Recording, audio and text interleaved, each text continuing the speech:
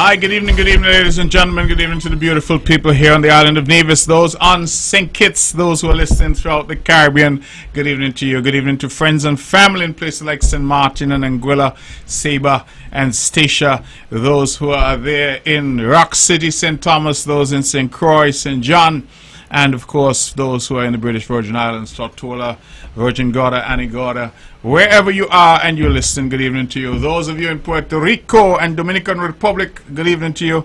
And of course those, particularly our students who are in places like Mona in Jamaica, St. Augustine in Trinidad, and Cayville campus in Barbados. Some of them tune in, and I say good evening to all of you. Good evening to friends and family in the United States, Canada, the United Kingdom. Wherever you are this evening, I am wishing you a beautiful Nevision night. It's a beautiful night here in Nevis. It's a bit warm, but the weather is exceptional. And so for those of you out there who are missing home, it's a great time to be here on the island of Nevis. My name is Mark Brantley, and I welcome you to another edition of On the Mark. This is straight talk across the Narrows.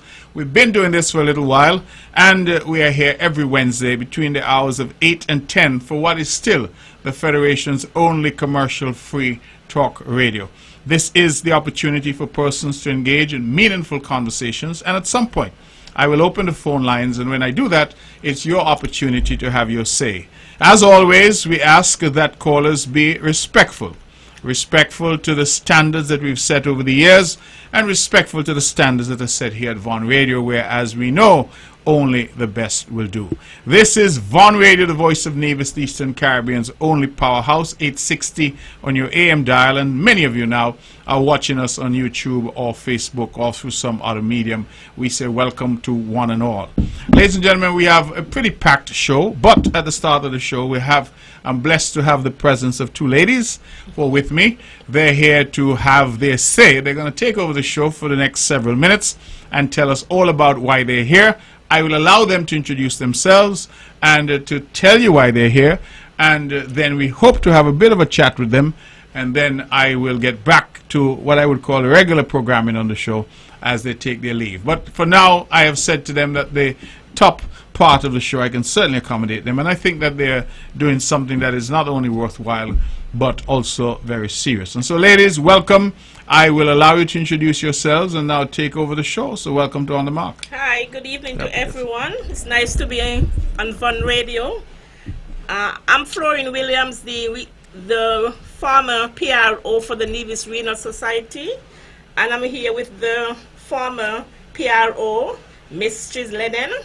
So we're here going to talk about our activity coming up soon, which is going to be a walkathon. And here we go over to the PRO. Hi, good evening, everyone. My name is Remy Layden, and I'm the current PRO of the Nevis Renal Society. The Nevis Renal Society is a non-profit organization that helps individuals who have kidney illnesses, which have been around for 27 years. This evening, we would like to advertise our Nevis Renal Society annual walkathon, which will take place on the 20th of June 2026 this year. The walk would start at the Malcolm Gishard Park, and it goes on to the Bypass Road. From the Bypass Road, it goes on to Long Point, and we take a right turn onto Tropical Ice. Then we exit at the Fit Wellness area onto the Island Main Road. There we continue onto Samuel Hunkins Drive and back to the Malcolm Gishard Park. This year, we have two packages, one for the adults and one for the children. This year, this is the first time we'll have a children package. That package will cost $25, and the adults package is for $50. The package comprises of a t-shirt, fruits, and water. Tickets and shirts can be purchased from any member of the Renal Society, and the members are Miss Michelle Rollins, who is the president, Miss Michelle Lawrence, which is the vice president, Alexa Pemberton, the treasurer, Kim Singh and Larina Liebert. The secretary is Miss Florine Williams, who is here with me tonight, and Dr. Liebert. We will be at the Old Artisan Village on the 12th and the 19th of June from 12:30 until 2 p.m. for the payments and the collections of shirts. Okay, well, you ran through that fairly quickly, and I think that one of the things that we do on the show is that we really try to be repetitive sometimes so that people can hear. So tell me again. So you have a children's package? Yes, which is for the first time we're having a children's package, and that would be for $25, and the adults package would be for $50. $50. Okay, and tell me the date again. The date for the walk is the 20th of June. And the route? The route will be going onto the bypass road from the Malcolm Gishard Park, and then we go onto Long Point, down to Tropical Ice, and exit at the Fit Wellness Park onto the main road, onto Samuel Hunkins Drive, and then back to the Malcolm Gishard Park. It's quite a walk. Yes, Yeah. it is. And you started But it's for a worthy cause. You started what time? We start at 5 a.m. for the warm-up and 5:30 for the actual walk. Okay. All right. So tell us, since you're on air, why should people support this walk, this Renal Society? You've been around for how long now, the Renal Society? Can you remember how many years you've Probably been here? about 17 years now. 17? Yeah. Okay. It actually seemed like more than that to me, but Really? Okay. 17 years, So okay. probably could be Some more. 27, one said 27, You mean one the said Renal 17. Society itself? Yes. Oh, like 27 27 years. years. I thought you meant myself. Oh, so the 27 years, 27 okay. years, yeah. So the Renal Society has been around for 27 years, all right. And clearly kidney difficulties, kidney failure, kidney disease, it's still a major issue here on the island of Nevis. What we're seeing in government is really more young people coming down with end-stage kidney failure. A lot of times the triggers are the same: diabetes, hypertension, the NCDs that we talk about all the time, and our incidences of those continue to be quite high. Fortunately, the numbers of people who have end-stage failure, kidney failure, are still quite relatively small. I think we have probably less than 10.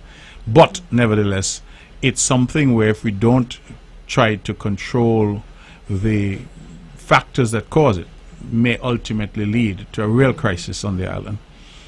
So tell us a little bit about the work that you do, because I do know that you support persons with kidney issues broadly, and that's why you were formed in the first place. I think that's why the Renal Society exists, and you do various fundraisers throughout the year. So when the public out there responds, and I hope they respond in large numbers to your walk, they spend with you, they support the events that you're having. What do you use those funds for? I mean, what are some of the programs that perhaps you have in place in terms of assisting persons with kidney failure?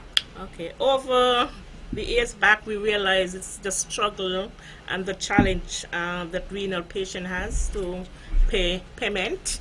So we try to raise as much fund as possible to assist with the payment of their dialysis over in St. Kitts. And we usually do the breakfast, and we usually do like cocktail, the walkathon, and like some other simple stuff really, but the money goes towards people who are suffering with renal failure. I think at one point you used to have, or was that just a one-off, a dinner of some kind? I think I've attended at least one or two we dinners. had like right? a cocktail at dinner, which everybody looking forward for it, but I think it's a lot of work. But even up to today, a lady was asking me about it, said she really loved that one. So I think probably I have to take it back to the meeting, and we should go ahead and have one here. Because some people is not into walkathon or probably breakfast, or they just want to be dressed nice to come to an event as a dinner. So, okay, so you're doing fundraising events. But what if I don't want to go to dinner, I don't want to walk, I don't want to do any of that, but I still want to contribute? How does that work? Well, we have a bank and account, which I'm not certain of the number right now, but I could get it, and that the money can be deposited into the account. Yeah. So the Renal Society has An account. An account. Yeah. So if somebody were to make a check, I don't know if people still use checks, but if somebody were to make a check to the Renal Society, then you should be able to, Of course, yeah. manage that. Managed, Okay. yeah. And we accept checks, which is more really important than the cash. We do accept cash really, but to me, check is better at this point. Yeah. Okay. All right. Well, cash check, however you get it. I mean, A form of payment. right. It's clearly a good thing. Well, I certainly want to congratulate you both and the Renal Society. I think I've attended quite a few of the functions, including on occasions attended the walk. I do believe it's one of those non-profit organizations that really deserves the support from the public, because individuals who are out there who are struggling you support people with end-stage renal failure, but do you also do anything in terms of education to try and prevent people from getting there? I recall at one point it seemed that you were very involved in sort of public relations and education. Well, for me personally, we usually go out and interact with the clients and give them, like, there's a sense of hope, and give them support and encouragement. But what I'm trying to get at is, how do I know before I become a client? I don't want to become a client. I do not want to become a client. I don't want the renal society to have to help me. So I'm saying, before I get there, is the renal society involved in perhaps trying? Because the truth is, we try, and I think I want to give credit to the health promotion unit. They do. They're out there. They're trying. They have events. We keep preaching about people knowing their status, people getting tested. We keep talking to people about lifestyle, because what we've learned is that a lot of the NCDs are lifestyle related. I mean, some clearly do appear to be genetic, but a lot of it is lifestyle. So if you're out there and you like to drink a lot, you like to eat a lot of the wrong things, you're not exercising, you're not active, and you have diabetes in your family, for example, or hypertension, you're probably at high risk of getting that. And I saw one chap recently who was just barely out of his 30s who has end-stage renal failure. And as I understand it, at that stage, really, you need a kidney transplant if you're going to avoid dialysis. So, and dialysis, of course, for many, it's 2 to 3 times a week. So it's, one, very expensive, and 2, clearly very time-consuming. So it's a tough road to travel. And if you're particularly young, when you get to the end-stage renal failure, it means that you may have years and years of dialysis treatment. So, to me, and the old people used to say to us that an ounce of prevention was worth a pound of cure. And so, I think that we still have to continue to try to say to our people, listen, let us try to prevent us from getting to that point.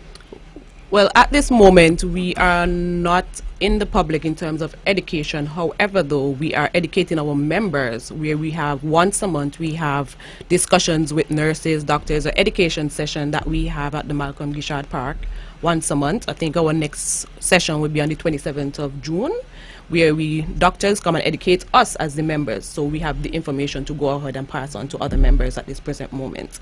But as I would say, we'll commend those persons who does medical checkups. We will encourage everyone to know their numbers, because that's important at this point in time.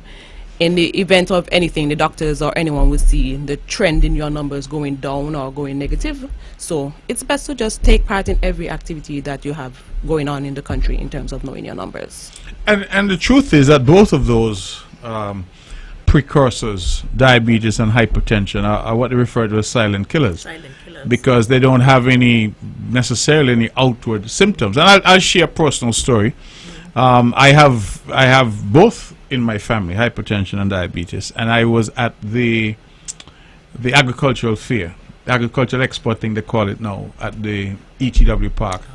And Eric Evelyn, the deputy premier, was there, and the Taiwanese had set up a sort of screening tent, and he was there getting his blood pressure checked.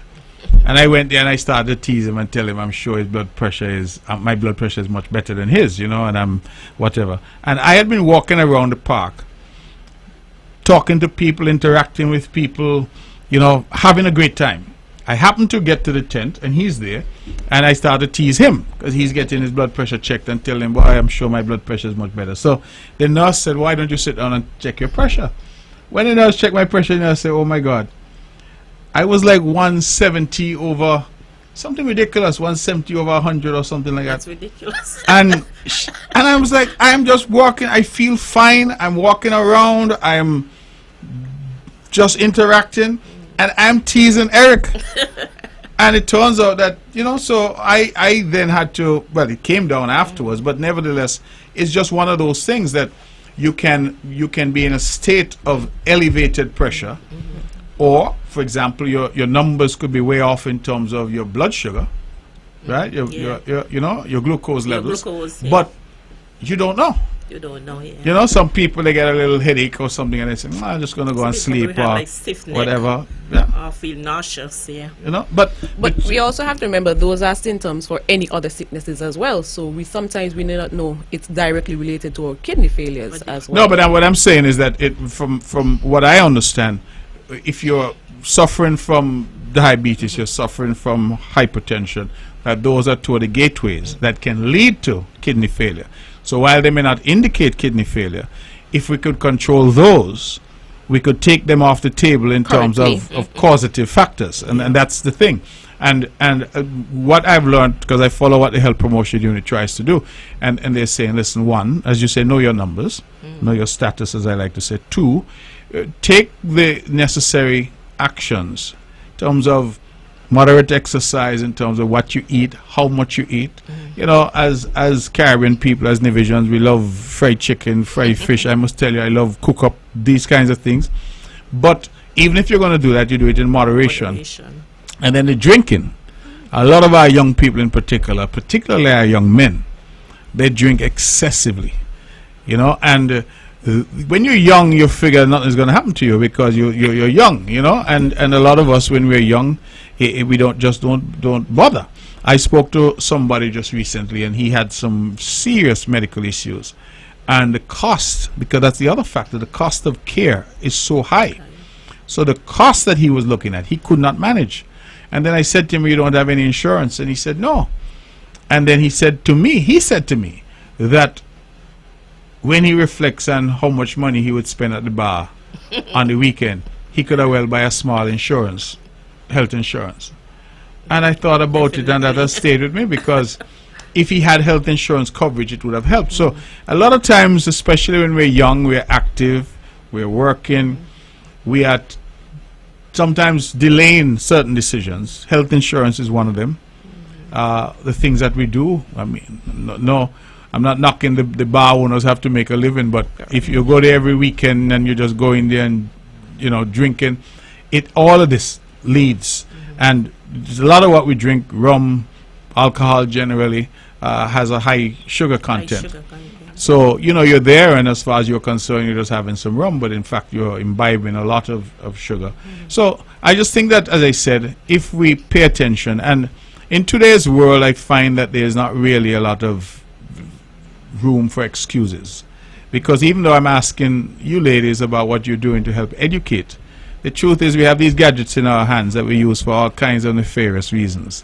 And we could use them same gadgets to find out. This AI that everybody's talking about, you ask your phone, what are the symptoms, what is whatever, how can I control this, and your phone tells you. Correct. Right? So we really can't say now that we have much by way of excuse if we really want to make those changes. And based on the reports I've got from, because quite a few of those who are suffering with renal failure at the moment are very good friends of mine. And when I engage with them, it's not a nice thing at all. They really do struggle. And I just feel that what we need to be focused on is preventing people from getting to that stage. Well, also at the health promotion, there is a nutritionist that would help people do their diet, so they could tap into all of that as well. Sure, and those services are available, and they're available for free. For free, Correct. yeah. Right? So in Nevis, I think a lot of things that we have here we do not utilize, but you know, from a government point of view, from a public health point of view, we do make a lot of these services available for free.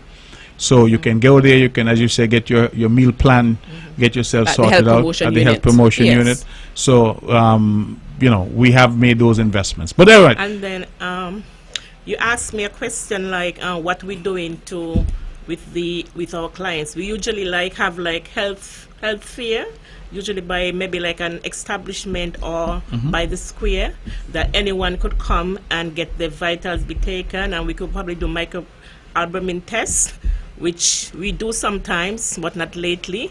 So all of that we do, that it could be prevented at a very early age and to be taken care of and taking medication to reverse that situation. Yeah. All right. So, ladies, well, thank you both. But before you go, you have to remind us, when is this big event, and the route, the cost? Tell us all the information again for those who didn't get it the first time. Sure. So this year we have two packages, the adult package and the children package. The children package is $25 and the adults package is $50. That comprises of a t-shirt, light refreshment, and water, or fruits as I would say, and water. The route, we start at the Malcolm Gishard Park at 5:30, where we have warm-up at 5 o'clock. We go onto the bypass road going into Long Point. Take a right turn down to Tropical Ice and exit at the Fit Wellness onto the Island Main Road. We then continue onto the Samuel Hunkins Drive and then back to Malcolm Gishard Park, where we'll receive our light refreshment. Okay. This will be done on June the 20th at 5:30 a.m. in the morning. And the organization again? The organization is the Nevis Renal Society. And can you tell us, for those out there who are listening, what numbers can they call if they're interested? They want t-shirts, they want a package. Is there a contact? Okay, so you can reach out to the president, which is Michelle Rollins. Her number is 663-1257. Myself, Ramy Layden, which is a PRO. My number is 763-6567. Okay. Okay, in the meantime, I'll be giving away 2 t-shirts this evening. I have some questions that need answers. So I could go ahead and ask the questions. Well, I guess we're gonna open the lines sooner than we intended. So Okay, sure. I hope you guys will be lucky. Okay, what are the 2 main causes of kidney disease? The 2 main causes of kidney disease, whether it's diabetes, hypertension, stroke, or cardiac arrest. Please give me 2, please. Okay, so we're gonna open the lines to try and get the answers in. Multiple choice. 469-1616, 469-1700. Those are the numbers. The 2 main causes of kidney disease. We have multi-choice. We have diabetes, hypertension, stroke, or cardiac arrest. It's supposed to be 2, please. Okay. Again, if you're out there and you're listening and you want to call in to win, what are you winning? A package or a t-shirt? A t-shirt. A t-shirt. 469-1616, 469-1700. Those are the numbers if you want to call. People don't normally call the show until after 9 because that is when we get into the calls. So I'm not sure if anybody's out there looking to call, but if they can, yes, there's somebody on the line. Good evening, you're on the mark. Good evening. The 2 main causes are diabetes and hypertension. Great. Lucky winner. May I have your name, please? Genevieve Daniel.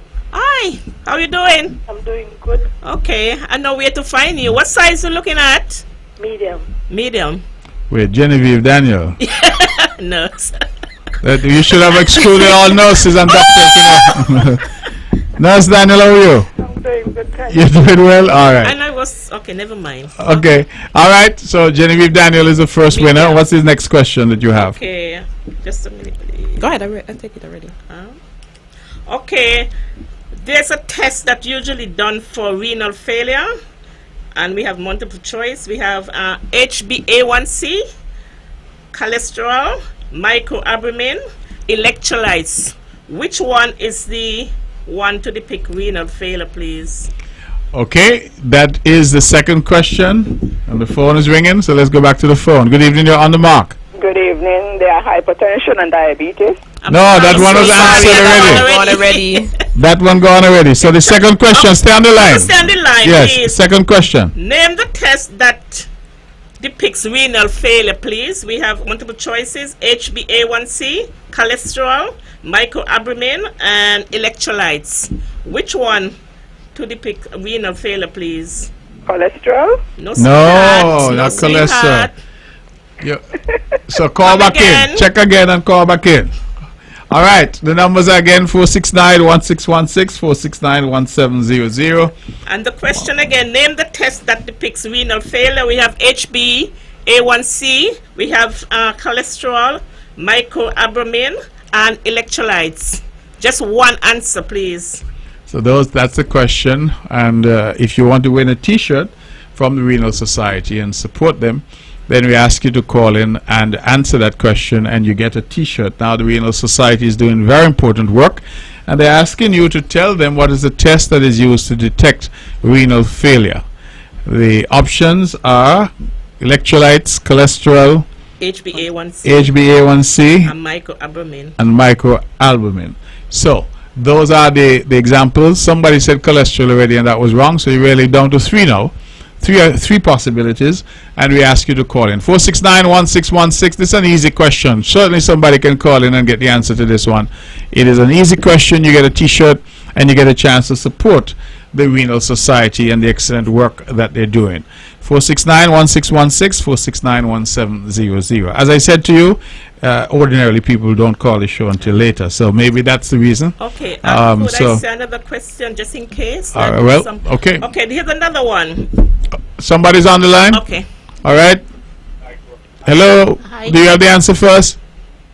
Hi, good night. Good evening. Do you have the answer for us? Is it electrolyte? No, sweetheart. No. Don't come again. Thank you.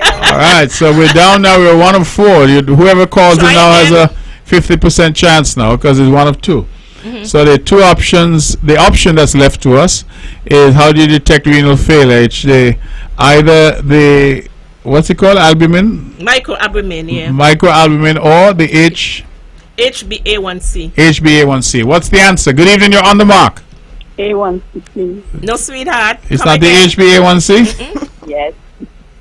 No, sweetheart. That is to see how the blood sugar is for 3 months period. So that doesn't tell you. And that is a blood test, the HbA1c. We're talking about the urine. All right. So let's see this. Somebody else is here. The phones are lighting up. Everybody wants this t-shirt. Well, whoever this is must get the right answer because 3 answers before have been wrong. Good evening. You're on the mark. Hello. Good evening, HB1. No, no. They just said HbA1c, which it's was not wrong. a blood So, specimen. right. It's a urine. so Urine. yeah, come and try again. We have just 1 answer left. So whoever, if they were listening to the show, should get this. Good evening. You're on the mark. Good evening. Hi, good evening. Microalbumin. Correct. Okay. May we have your name, please? That's a So- urine test. So what's your name, please? Elvina Malkia. Another Okay. nurse, another nurse. Another nurse? Oh my God. Next time I have to say no health providers. Good night, Florian. All right. night. Good night to you. Good night to you, Small Care. I hope you're doing well. What size shirt would you like? What size shirt? Medium. Thanks. Medium. Okay. Thank you. Okay. Thank you very much. All right, ladies. Thank you very much for being with me. It's half an hour past the hour. And do you have anything else that you want to add? We'd like to thank you very much for this opportunity to use your platform to raise awareness and to also advertise our annual walk. And again, we'll say thank you very much. Okay. Well, thank you And both for I being would here. like to say thank very much to Weber. He's always there to accommodate us. And thank Mr. Bradley. We really do appreciate it. Okay. I know you always support the Renal Society, and I know you're going to continue supporting it. Absolutely. Definitely. Okay. All right, ladies, thank you very much. Ladies and gentlemen, there you had it. We had 2 ladies with us at the start of the show, and they were here to promote the Renal Society, which is doing its work. Before I go, let me say thanks to everyone who come on board and give handsomely. And thanks also to Bank of Nevis, who is the sole sponsor for the walkathon, and thanks for other establishments who come on board to our support also. Okay. All right. Good. Thank you very much. Okay. Have a good evening. Okay, ladies and gentlemen, this is On the Mark, and we are grateful for these 2 ladies who came to tell us a bit about the Renal Society and their fundraiser, the walk that they're doing on June 20th. And they have asking you to please reach out to them and to purchase a package. They say they have packages for children, $25, and packages for adults of $50. Now, let me, while I'm talking about events, please, if you can go out and support the Bread Nut Affair. The Department of Community Affairs and Community Development continues to have a number of very interesting events. And this Friday, they are having the Bread Nut Affair at the Pond Hill Community Center. Now, as we all know, bread nut is something that is really loved by so many. And from what I'm told, they're going to have a number of products, assorted eats and treats that are made with bread nut. And so they're asking you to come out and to see all the innovative ways that you can use bread nut that is grown right here on the island of Nevis. And thereafter, they will have the breadfruit affair. That will be something that is done at the Barnesgood community, in the Barnesgood Community Center, and that breadfruit festival. So we have bread nut, that is on Friday, starting in the afternoon at the Pond Hill Community Center. And then subsequent to that, I believe it is the 23rd. I can be corrected on that, but certainly they will have the breadfruit affair at Barnesgood. And I just want to encourage people to go out. They had the Multicultural Heritage Festival at the MGR Park on the weekend, and it was fantastic. And I keep saying to our people, those at home and those abroad, that Nevis is changing before our very eyes. There are some who are petrified, scared at the idea that we are changing, but change is inevitable. The island is evolving. And when I went to that multicultural, multi-heritage festival, which is really the government's initiative to welcome people and to allow those people who are now living here to exhibit and showcase what their countries have. And so I walked in and I saw Vincentians, I saw St. Lucians, I saw Barbadians, I saw people from Jamaica, I saw people from India, people from Indonesia, people from Japan. There were so many different nationalities, and it really made my heart glad to see that in 2026 Nevis, we are attracting people from all across the world who are moving to the island, who are working on the island, who are investing in the island, who are helping us build this island. And someone made a comment to me just today, this afternoon, in fact, as we were doing some walkthroughs in the Craddock Road area as a CCM team, that the only people who seem to be harsh critics of this island are Nevisians themselves. Other people are flocking in. Whilst so many locals, Nevisians, are sitting back, grumbling and complaining and saying nothing is happening, I have with my own eyes witnessed people who don't speak English come to Nevis and are working 2 and 3 jobs. We who are here say there are no jobs. There's nothing to do. But imagine a man comes in and he is a Spanish speaker and he's holding down 3 jobs, cashing 3 checks every week. It tells me that there's some level of disconnect, and we need to solve that problem. For sure, we need to solve that problem. The island continues to welcome people, and I keep saying that people do not go to places which are struggling. They do not go to places which lack opportunity. People gravitate towards opportunity. So when people are coming here, leaving their homes from as far away as Indonesia and India and elsewhere, they're coming because there's an opportunity that they see in Nevis. Opportunity for work, opportunity for professional advancement, opportunity to make a better life for themselves. Just as our people move to the USVI and the BVI and St. Martin and the US and the UK to do better, to look for opportunity. And so sometimes just that fact that while some here want to persuade you that nothing is happening on Nevis and Nevis is somehow in the dark ages, here you have individuals who are flocking in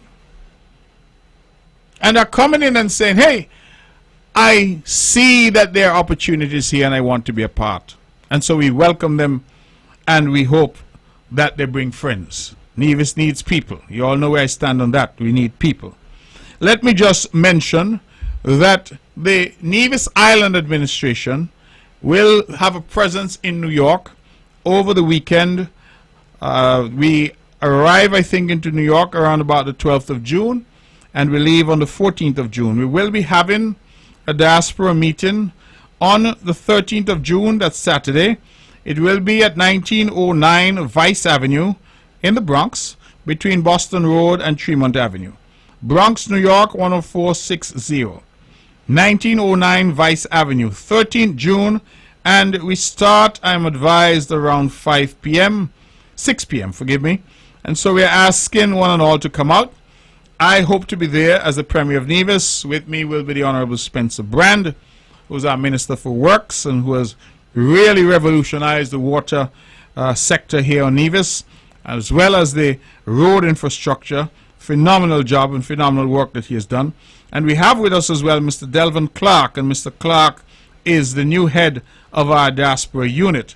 His job is to make sure that those of you who are looking to relocate, who are looking to invest, who want to do something in your country, your island of Nevis, that you have the opportunity to do so. And we have put together a package of concessions to make it easier for you to do so. So we are saying again to those nationals living abroad, this is the time for you to either come home if you are able, and if you can't yet because of where you are with your family and obligations, come home. We're asking, if you can, to invest something at home and make sure that there is a piece of this rock that is yours. We see around the island of Nevis a lot of abandoned properties. Many of those properties are properties that are owned by families who are in far-flung places. Sometimes there are 8, 10, 12 children, and they live in 8, 10, 12 different countries, but they own a property here. And because sometimes of lack of agreement, sometimes there's difficulty in terms of the family members, the properties are just left to rot. And we are asking our people to please take an interest, please come invest in Nevis, fall in love with Nevis all over again. And for your children and grandchildren, many of whom are born out there, we are saying to them, it is time for them to know where they're from, to get acquainted with their roots, and to come back to this island that has given so many of us so very much.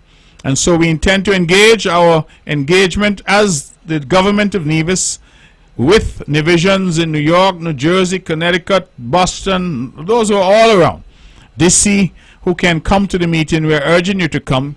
We're hoping that people would come out because we want to update you as to what's going on in Nevis, and importantly, we want to hear from you. We want to hear your questions, we want to hear your comments, your concerns, but also your suggestions and recommendations.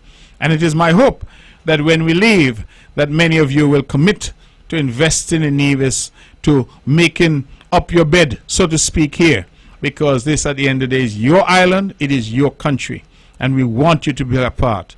Some of us who have left are only, it seems, able to criticize what is going on at home. They are on social media every day with some criticism, and whilst criticisms are fine, I am saying that with the criticism you must also be able to advance solutions. So if you say that the housing stock in Nevis is inadequate, and you're in a position to help us by investing in a home or 2 or 3 or 4, then just don't criticize. Come and do something. Help us to build the island. Help us to develop the island. We're only 13,500 people on Nevis, but I'm pretty sure that we are tenfold that outside Nevis in terms of those who are all across the region. Anguilla, St. Martin, US and British Virgin Islands, Puerto Rico, those who have gone off to places like Bermuda, those who are in the United States and Canada, those who are in the United Kingdom. Nevisions are all around the world, and I'm asking them to get involved. We understand that those of us who are on the island cannot do it alone. Many of you come home to vote, and many argue that that's the only time they are called upon is when somebody asks them to vote. I am saying that we are calling on you to do more than vote. We are calling on you to get involved and to come home and invest. Rekindle that relationship with Nevis for those of you who have lost it, and for those of you who do have a relationship with Nevis, we're asking you to help us develop the island. And so that is what our meeting will be about. Again, it will be 1909 Vice Avenue, and that's in the Boogie Down Bronx, right there in New York City. And as I indicated, the meeting starts at 6 p.m. on June 13th. That's Saturday, June 13th, 1909 Vice Avenue between Boston Road and Tremont Avenue. With me will be the Honorable Spencer Brand, who is the Minister of Works, and Mr. Delvin Clark, who is the head of our diaspora unit. We look forward to seeing you there. Of course, we're going to have some refreshments, and the part that I always love is the ability to engage with our people. to talk to them, to hear from them, and to help us understand each other better as to how we can do our job better here running the island of Nevis. And so we encourage one and all to come out and to be a part of that. Ladies and gentlemen, this is On the Mark. I am having a couple other things that I would want to talk about. And so let me see if I can take us up to perhaps another 5 or 10 minutes, and then I will open the lines. I want to say to the Nevisian community that the Concerned Citizens Movement, the party that I'm privileged to lead at this point in our history, that we're having a series of walkthroughs. That is, we're coming through the various communities. We are not campaigning. I want that to be clear, because there's really no election that's in the air. What we're seeking to do is to come through, reacquaint ourselves, ask questions, get suggestions and ideas. What we really want to do is to listen to you. If you have a concern, we want to hear it. If you have a suggestion, we want to hear it. If you have questions, we are here to answer those questions. And so we haven't been asking people to vote for us. Obviously, we will come back to ask for you to vote. But on this occasion, we are merely doing what we are calling a listening tour. We are listening to you. We want to hear from you. So when we knock on your gate and we come by your home, we don't want you to feel pressured in any way that it is some type of political ask of you. What we're asking of you at this stage is really for you to share your ideas with us. And I can tell you already, I'm getting some really good feedback. One lady called me. She said she saw me, but she couldn't talk to me at the time. But she called me subsequently and she gave me an excellent idea. And I want the public to understand that sometimes we who are sitting down in the cabinet and in the room trying to come up with policies and prescriptions, we don't always get it right. We're human just like you. And when we don't get it right, or we don't get it completely right, there are people out there in the public who, when they see these policies at work, have very valid suggestions as to how those policies can be refined, how they can be made better. And that is certainly something that I believe is worthwhile considering. And that is why I want to hear from persons out there. I recall that quite recently we had the celebration. I think the Honorable Janelle Nisbet, our Minister with responsibility for health and gender et al., and she put up something on social media about the number of children and families that we have assisted through our daycare program. And that is a program where we provide assistance for daycare to those who need it. And I was particularly touched by that because it was during one such walkthrough in the Hamilton area that a dear friend of mine, Africa Wilkes, I can call her name because I have credited her publicly before, but she came by and she, as part of that engagement, said to us that things were really difficult, especially for single moms, single parents, but difficult for those whose incomes were not on the higher side. They were earning minimum wage, and as a consequence, the cost of daycare was very difficult for them. And we are of the view that no child should go without daycare. No child should go without the necessities. And clearly, if parents do not have daycare, then what do the parents do? Because they need to be out there working as well. And so from that conversation with the community and Africa's recommendation and suggestion to us, we now have a daycare program that we have launched, which has benefited now multiple families and multiple youngsters, and has been able to assist people with a hand up. This government does not believe in handouts. We are assisting with a hand up. We're seeking to make the lives of people better. And it is for that reason that we are doing this, because we want to hear from you. Africa, if you're listening, I give you full credit. Full credit. This was your idea. But it was in the context of us coming to the community, speaking to those in the community, listening to those in the community, that we now have a daycare program in Nevis that is assisting those parents who need that assistance with daycare. And That is exactly what we are seeking to do at this stage. There will be a point when we come back and we ask for your vote, to be sure. But as I said, on this occasion, we are merely coming out and hearing your concerns, hearing what proposals and suggestions and recommendations that you have, and really listening to you. Now, I'm going to say something, and I hope that this is not controversial. But in these walkthroughs, we understand that not everybody is supportive of the CCM party. I get that. Not everybody is supportive of any one party. That is something called democracy. I have always lived my life in a very simple way politically. I don't get vexed with anybody for their political persuasion, because I have mine, and if I am allowed the privilege of having mine, you should have the privilege of having yours. So you're not going to see me get vitriolic and venomous towards you because you have a different political persuasion. And I keep saying to our people, we must be able to conduct ourselves in a manner that brings respect and honor to us and to Nevis.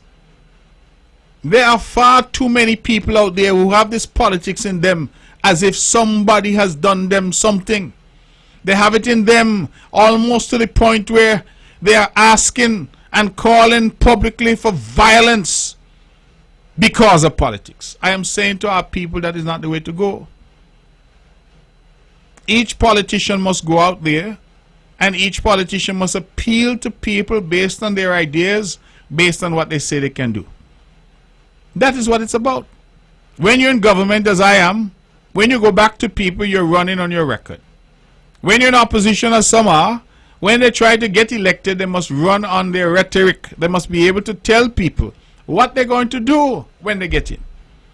I have lamented on this show in the past that what we get from the opposition or so-called opposition currently in Nevis is not an alternative in terms of ideas.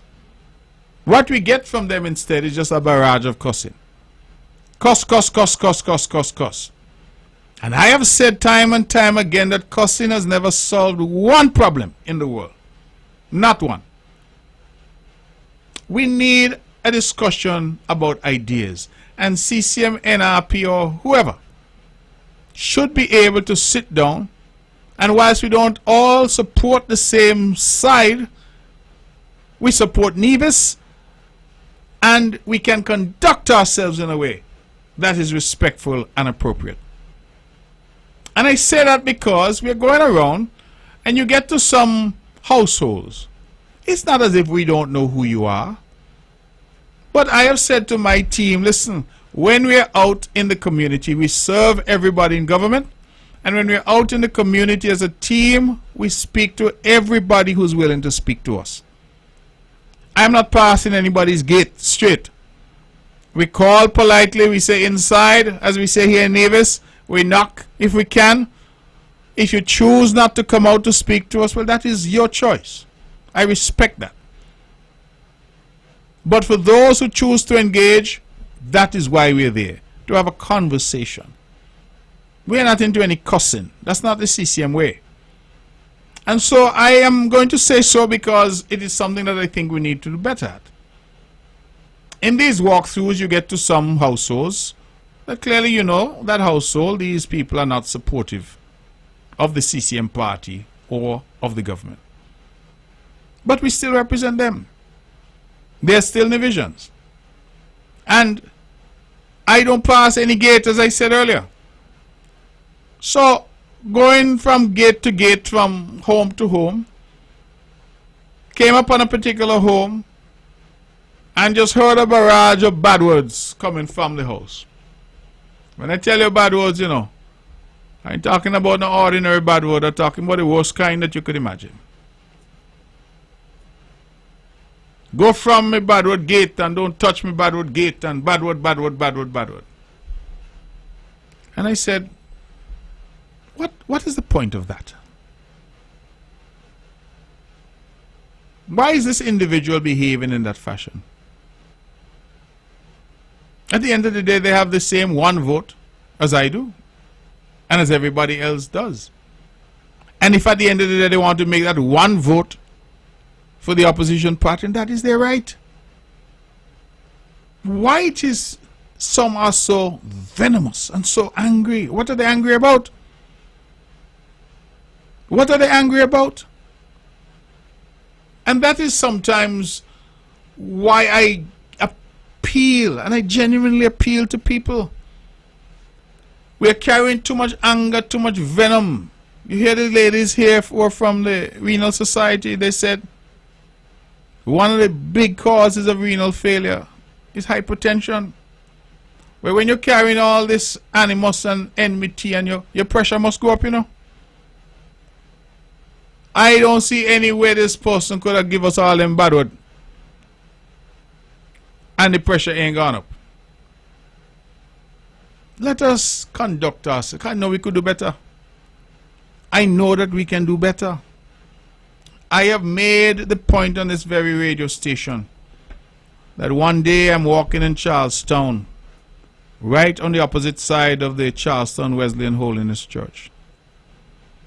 And as I'm walking in Charlestown, opposite the Wesleyan Holiness Church, this little boy in his school uniform came along and he said to me, "Good morning, sir."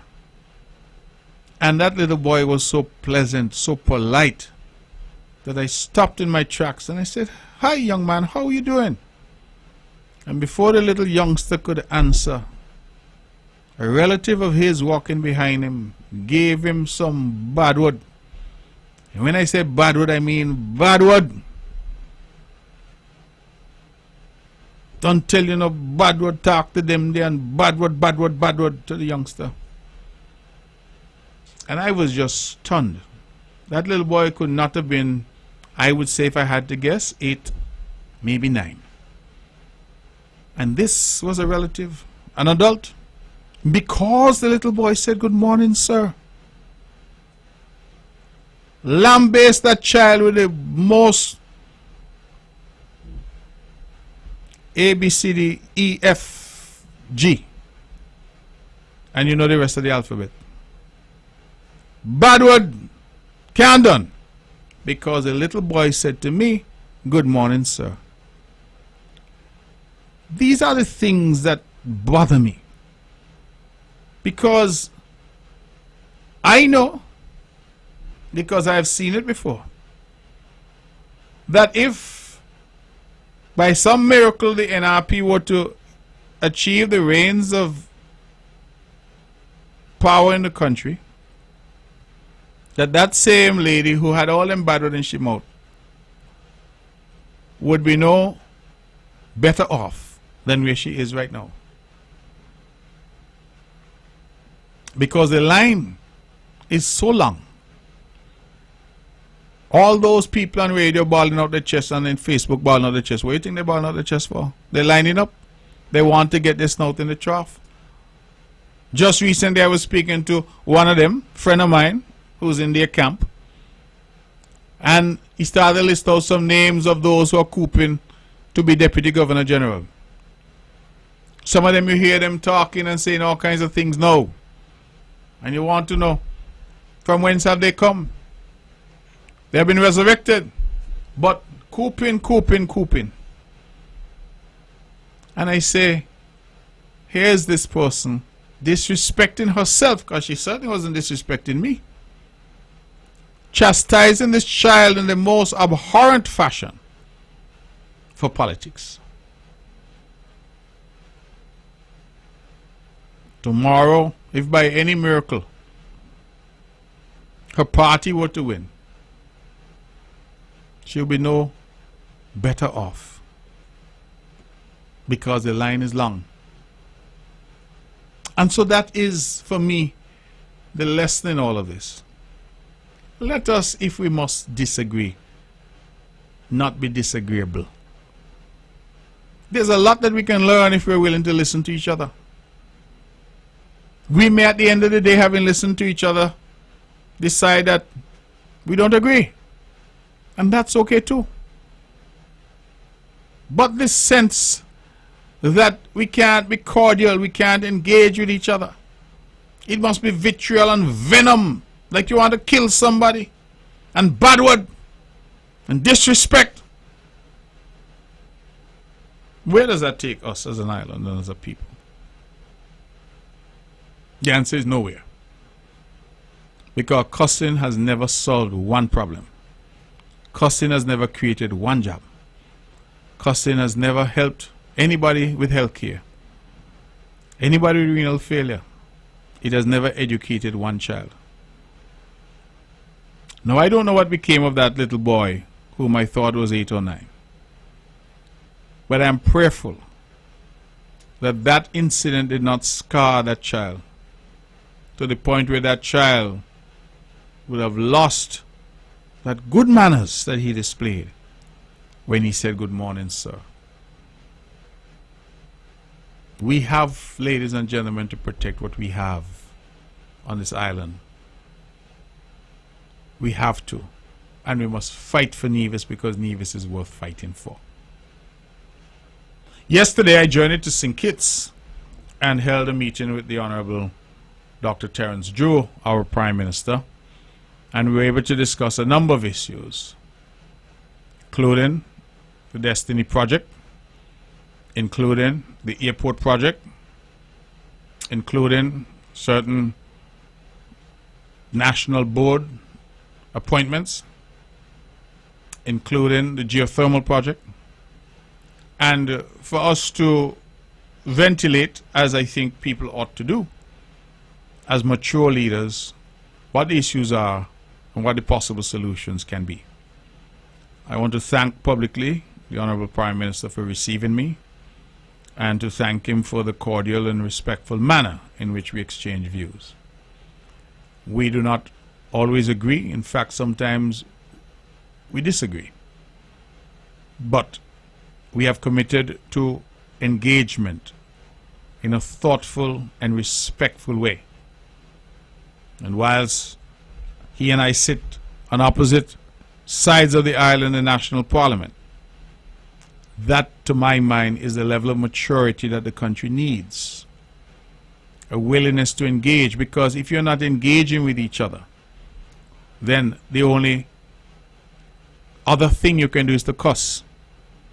And we have seen in Nevis, unfortunately, that some have taken that path. You know why they've taken that path? Because it's actually the easier path to take.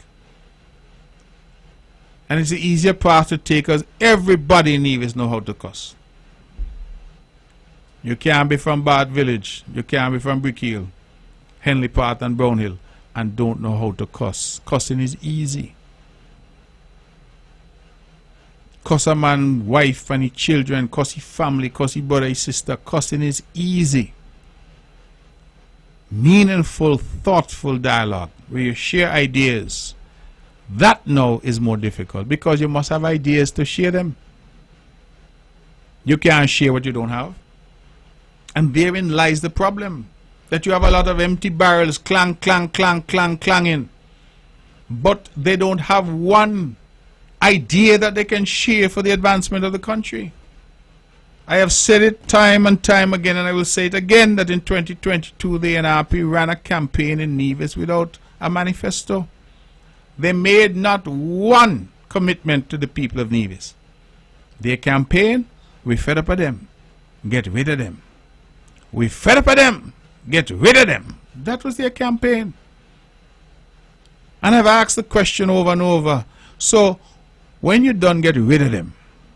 What then? Because the problems that Nevis faces, the problems that all small island states face, are not going to go away because you get rid of them.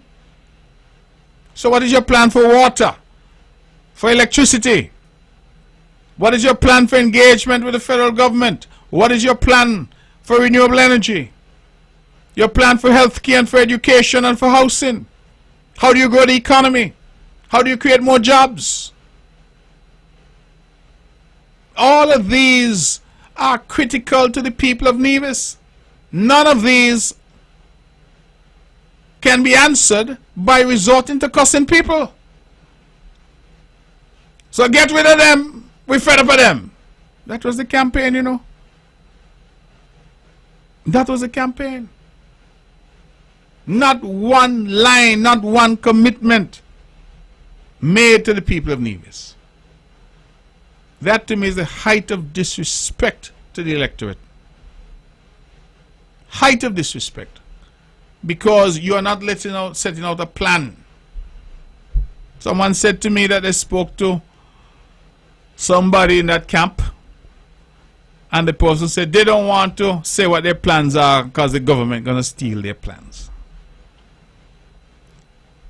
And I said, well, that is the most foolish thing that I would have heard.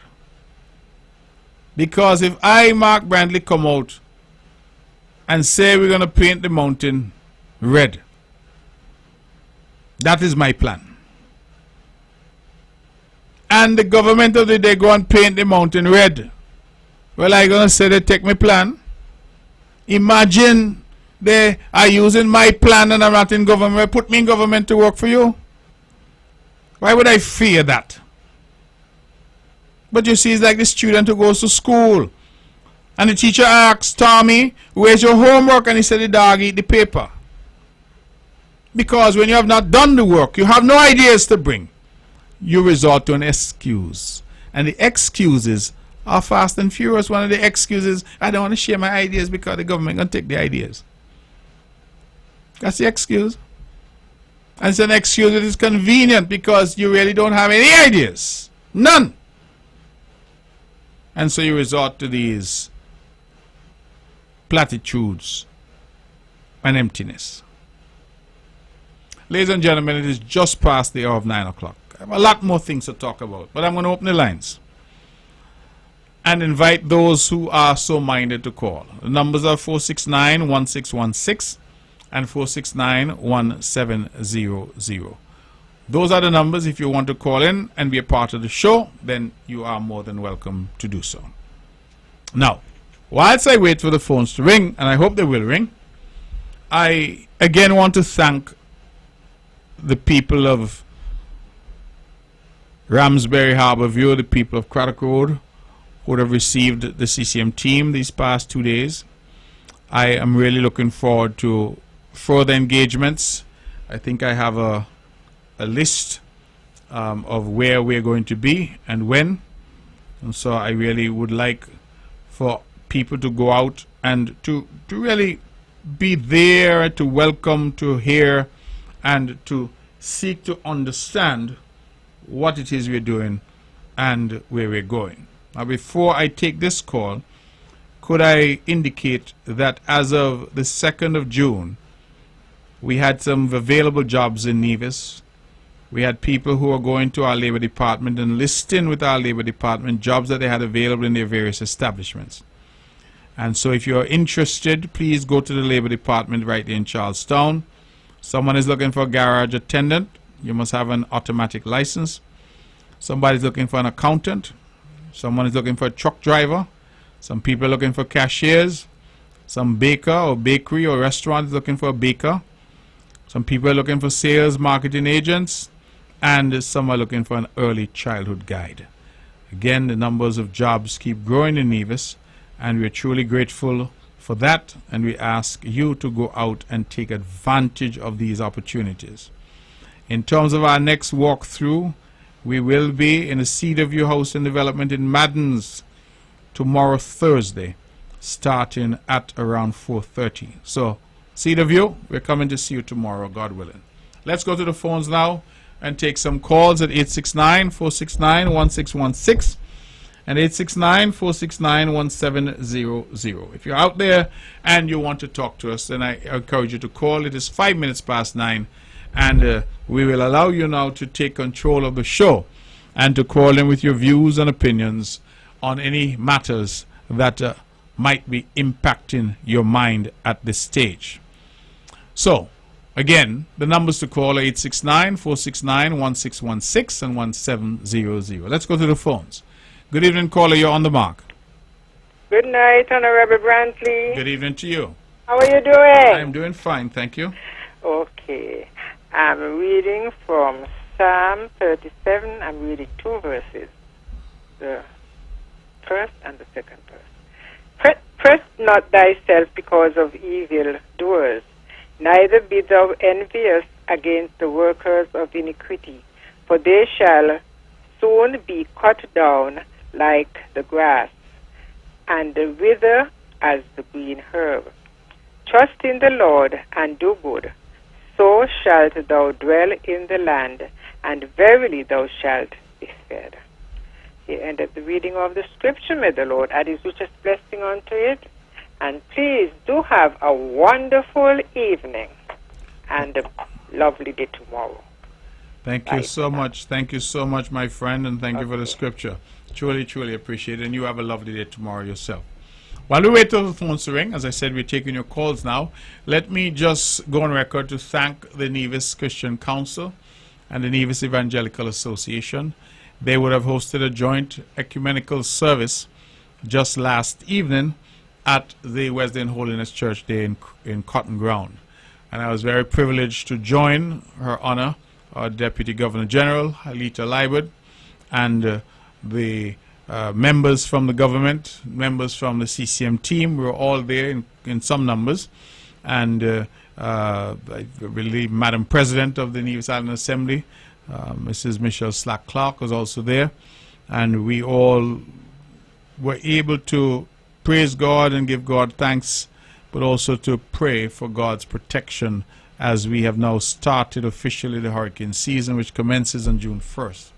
And so I was very happy to attend and to be there in the house of the Lord. I want to thank all who welcomed us.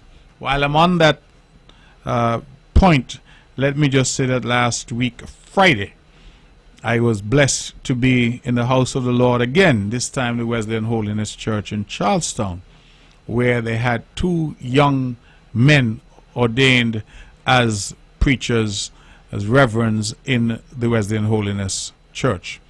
One was Reverend Isaiah Liebert, and I went up to congratulate him and had to apologize after, because I did not even realize that Isaiah Liebert is a Brownhillian, and that Isaiah's father is Teddy, who I grew up with, and of course these family was a family that was right there in the heart of Brownhill. So Brem, Mull, Teddy, June, Tessa, the whole clan. I know them all. I grew up with them. And because, you see, they kind of fooled me, befuddled me, because they were talking about a young man in Statia. So I was, Liebert is a Nevis name, but I was sort of persuaded that he might have been from Statia, and that was where he was from. But then I only discovered is when he got up to give his inaugural remarks as a newly ordained preacher in the Wesleyan Holiness Church, he made a reference to his grandmother Ruth. And then the scales fell from my eyes, and I thought, oh my goodness, this is somebody who's from my neighborhood, because when I grew up with those guys, they were just across the pasture, as we used to say. And so, man, the amount of guineps and various fruits that we got from their land growing up, it was really a wonderful time for us in Nevis. And so, young Isaiah, if you're listening, I want to say again, publicly, congratulations to you, and I wish your labors in the vineyard, that those labors yield fruit. I also want to commend the other youngster, who is Gene Amry Jr. And Gene Amry is a youngster whom I've always admired. Watched him walk, watched him engage, and I did mention that I've never heard anything said of him that was untoward, and he has always conducted himself in an incredible manner. He's always impeccably dressed and impeccably well-mannered. I know his dad very well. I know his mom as well. But his dad and I would have played basketball many years ago. His dad, of course, was a much better player than I was, but nevertheless, we were around the same time. And the city family come out and show their support for young Reverend Gene Amry, I think was a matter that warmed my heart. And so I want to wish these 2 young men all the very best. And I'm going to say it here because it was a story that was told, that young Gene at one point was in town playing with some band. I don't know if it was Culturama, but they say mother went into town and tell him, come down from there, that is not for you. And I thought that was interesting, because while some would have seen it as the mother embarrassing him, it was really a mother who knew what the right path for her son was going to be. So, Jean, if you're listening, congratulations. I wish you God's continued blessings. Let's go back to the phones. Okay, caller, we've missed you. Please call back in. 869-469-1616 or 1700. If you call now, we will certainly be able to take your call. And so to these two youngsters, Reverend Isaiah Liebert and Reverend Jean Amory Jr., I say congratulations to you. Truly, truly remarkable achievement for two youngsters giving their lives to God and serving in the capacity that they now serve as shepherds. Let's go to the phones. Good evening, you're on the mark. Hello? Good night. Yes, you're on the air. Go ahead, please. Yes, and no worry because you're not getting a cussing from the area. I'm not going to get what? No cussing from the area. Oh, no. That's one thing about you. Yes, so you're not worried about that. But from Brantley, let me say good night to all the listeners. But from Brantley, you know, tell me that you're not listening to the end of the different candidates when they come present. When the candidates present? Yeah. Yeah, I listen to them when they're in the house. I listen to them sometimes if they make public statements, yeah. No, on a Monday night program, on a Thursday night program, on a Saturday program. I confess I don't listen to the programs. Well, me know that. Because they outline so much plan. Right? Anyway, you know, waste no time. Let me ask you something. You have ever been around an election? You're around election time? You ever been around? Yeah, like I'm saying, have you ever been involved in any election, like, you know, as a voter, as a supporter, or anything like that? Of course. Yeah. Okay, and the parties don't normally publish their ideas in something called a manifesto? Yeah, but sometimes,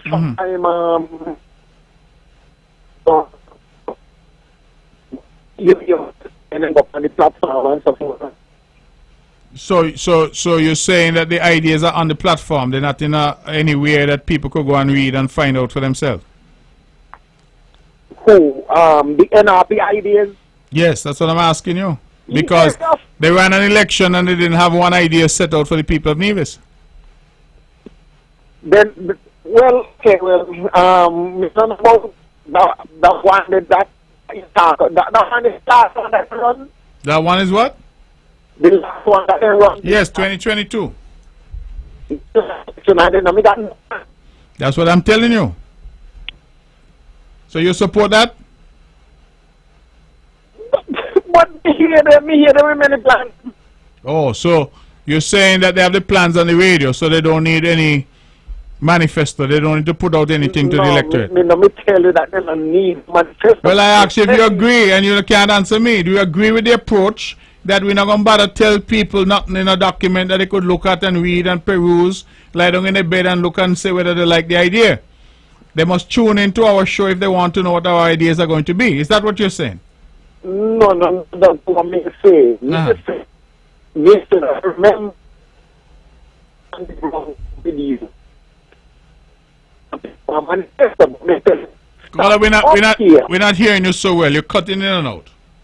Yeah, no, I tell you, well, me not on the ground to pick one manifesto like you, but me tell you that me stop up here and hear many plans that they outline. Okay. So, once they outline the plan you say on their radio program, that's enough for you?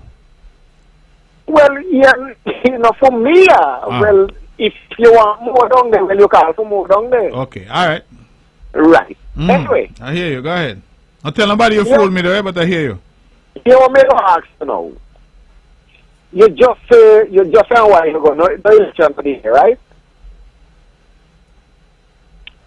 You get that? No, what did you say? You say you just said a while ago that no election of the year. Yes, as far as I know, yes. Right. But you got Gaston Brown a campaign for you now a little smart way. Well, that's good. He's a winner. So if he campaigning for me, I like it. What did he say?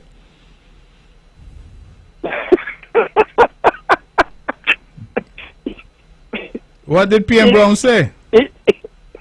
PM Brown say that he got conversation. So you're gonna need to tell me if you're in the conversation about the geothermal. They think it's Nevis. And he go put money into it. Yes. Forget one underline line to run to Antigua. Forget current from the geothermal for Nevis. Yes. So how's that campaigning for me? He just telling you what he wants to do. How's that campaigning for me? No, not what he wants to do. He say he already done attack. So this one me ask, if you don't have a negotiation there. I'm aware that PM Brown is interested in getting geothermal from Nevis, yes. But I'm still trying to understand how does that constitute campaigning for me? No. Not you aware of PM Brown interested. Me talk about the negotiation. I say done a negotiate. You're not the negotiation. I'm not aware of any negotiations.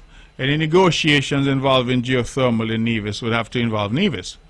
So maybe there are conversations that are happening. I am aware of some conversations that have happened, but I'm not aware of any negotiations. Negotiations, in my view, speak to a different level of discussion where you're now starting to talk about price and level of investment and that type of thing. So listen, Premier Brantley, Prime Minister Gaston Brown even say you got to take the European funding and put na the geothermal the Nevis. Yes, well, I'm aware about the European funding because the Europeans have come and spoken to me. They've met with me in my office here in town, and we've had a conversation with them. But that was not the question you asked me. You asked me. No. Not the European funding with you, The European funding that them Antigua are going to get. It's all part of the same funding, sir. No. If the funding from the European Union I go the Antigua. I'm telling you. It's different. No. That is funding for Antigua. So Antigua now will take them funding now and put in the geothermal. Na Nevis. Right. So that are negotiations. So me ask if you know not the negotiation there. All right. If you're going, or if I just Prime Minister Joe and Gaston alone, I do that. If you can allow me now to answer you and try to shed some light, because I don't think you understand what is being said. What I'm trying to tell you is that the European Union has stepped forward. They have a significant amount of funding that they say is available. They're making funding available because they want to create a regional geothermal, how should I say, system. So Antigua is part of that conversation. St. Kitts Nevis is part of that conversation. I'm not yet sure which other islands are part of that conversation. So when I met with the high representatives from the EU here at my office in Nevis, that was the conversation that we had about funding being made available to Nevis, to Antigua, to St. Kitts. It's all part of the same funding from the EU in order to create a connectivity between the islands using geothermal from Nevis, because Nevis is where the geothermal energy is. So I just want to make that clear that it is an EU project that is being proposed, which will involve a number of different islands. But Nevis is at the epicenter because Nevis is who has the energy. So I hope that I'm clear on that. No. I'm not clear? No. Listen, Prime Minister Brown say that he done and negotiate with St. Kitts Nevis, or may put in St. Kitts Nevis, right?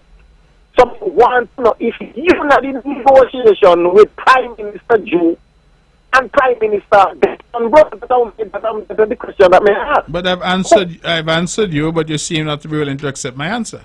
I said to you that I have been privy to some conversations. I do not accept that there is a negotiation that is happening, because if there's a negotiation that's happening, we have to now be talking about money. We have to be talking about price. We have to be talking about quantities. None of that has happened.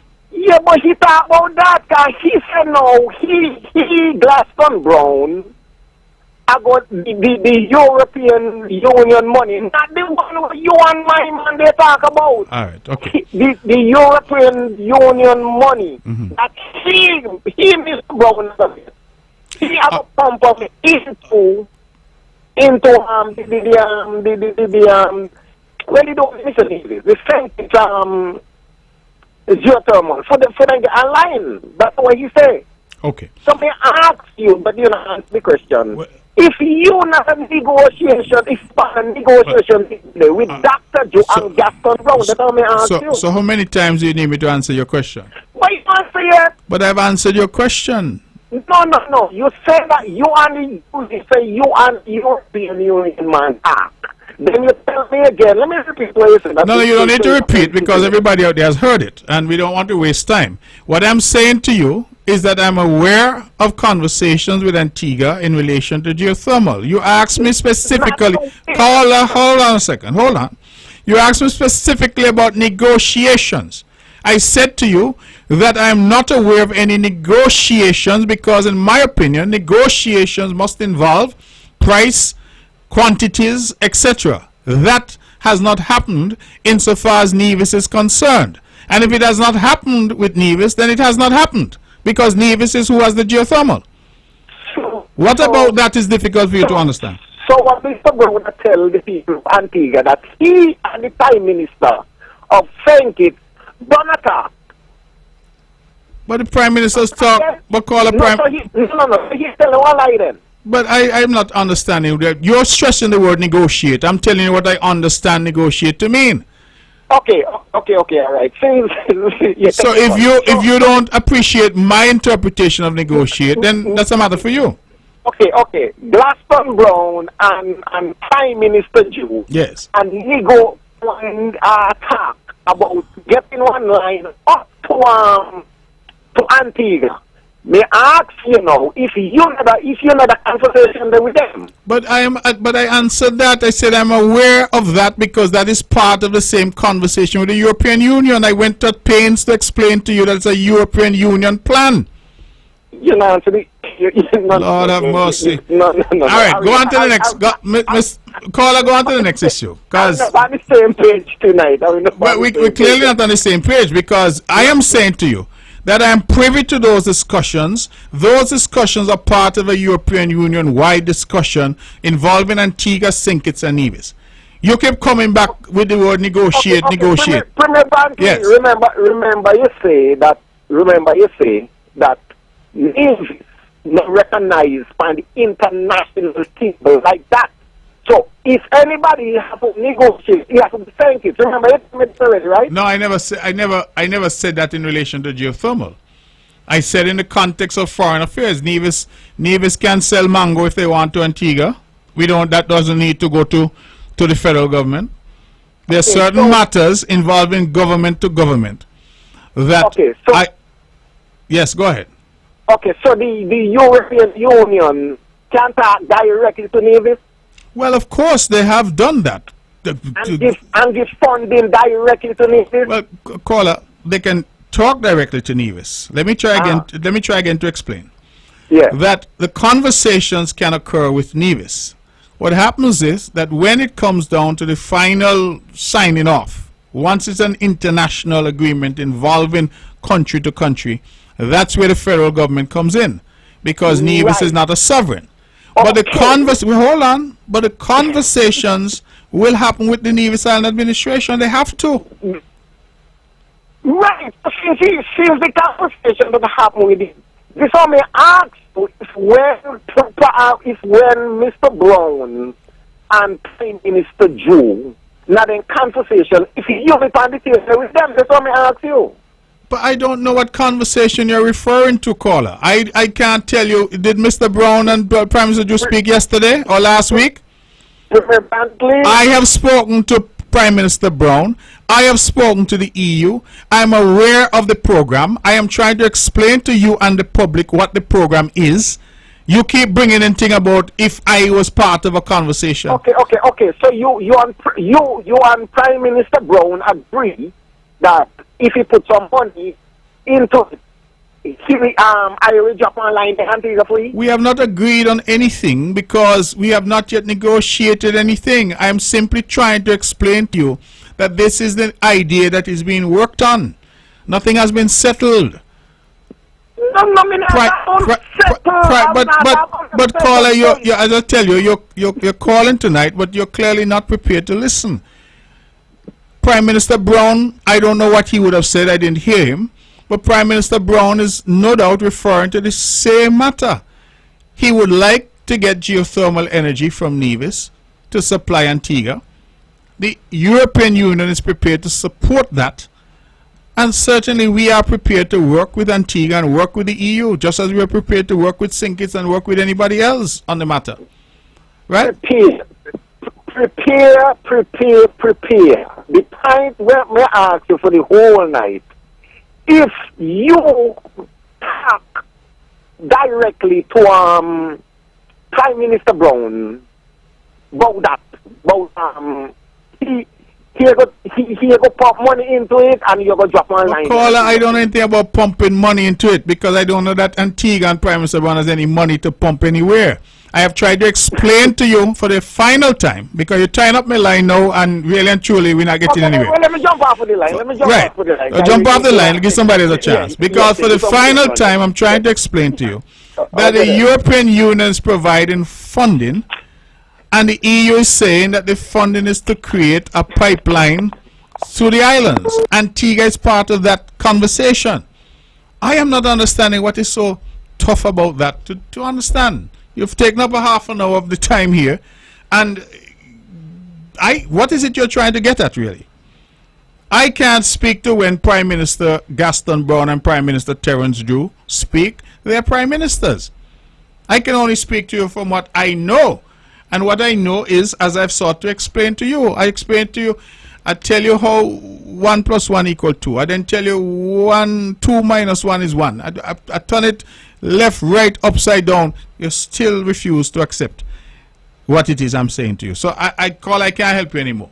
Let's go back to the phones and see if we can take some more calls and views. Good evening, you're on the mark. Good evening, Miss Sheriff. Good evening to you, my dear. Joshua 1 verse 9. Have not I command thee? Be strong and of a good courage. Be not dismayed, neither be thou dismayed, for the Lord thy God is with thee whithersoever thou goest. Have a good evening. Thank you, my dear. I am really, really appreciative of your call and your scripture, and we continue to take calls.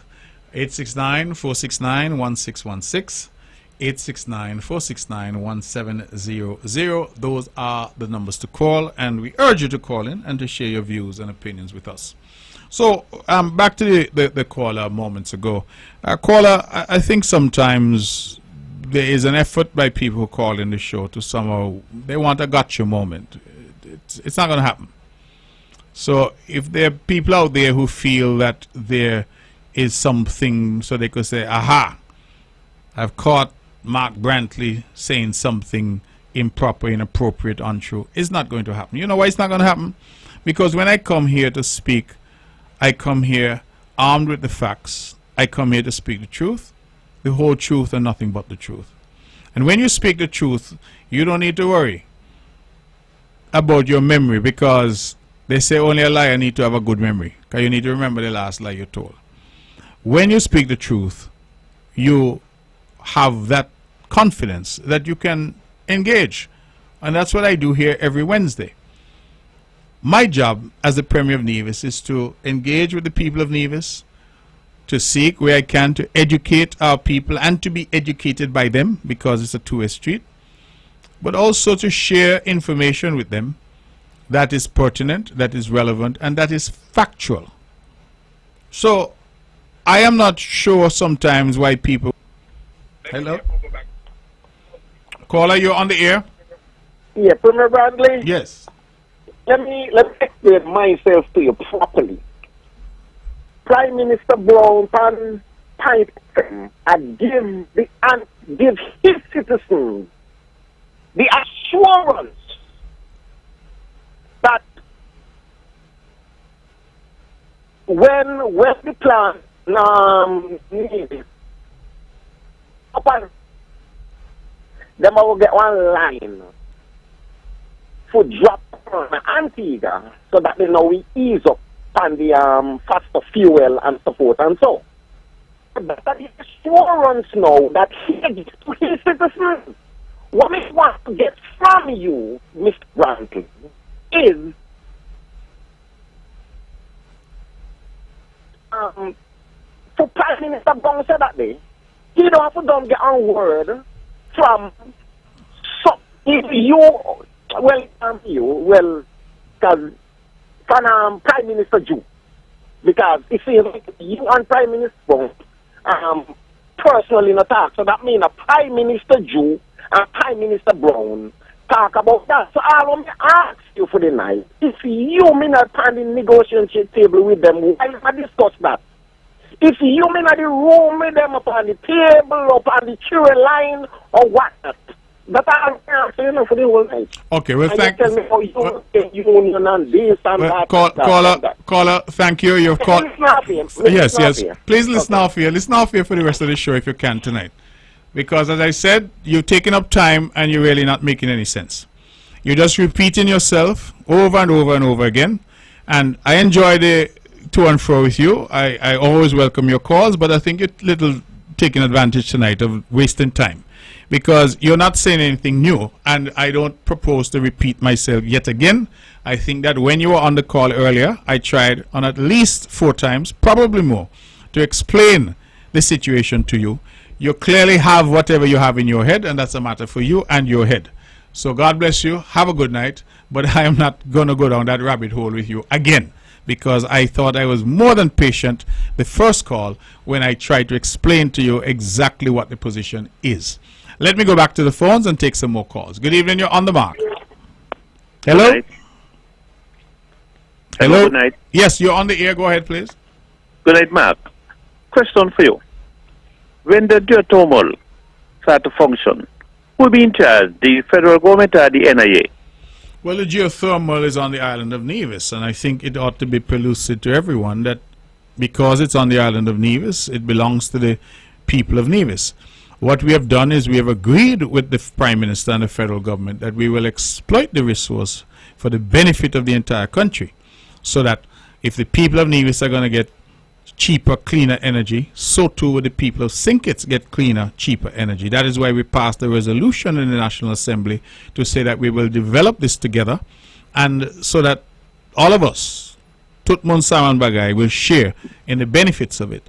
But I don't want there to be any illusions on anybody's part that geothermal lies beneath the surface in Nevis. It belongs to the people of Nevis. And certainly the Nevis Island administration has to be in a position to control that resource. We have to be in a position to work with others to develop that resource.